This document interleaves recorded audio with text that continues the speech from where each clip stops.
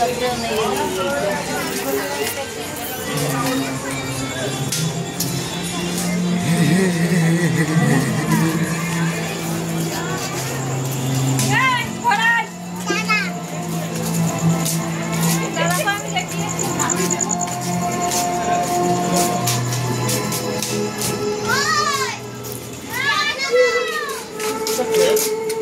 এইখানে ভালো করিয়া কে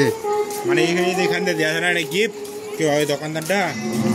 মানে 10 মিনিট চার্জ দিলে ফুল চার্জ আর চা চাপের 3 দিন ভালোই তো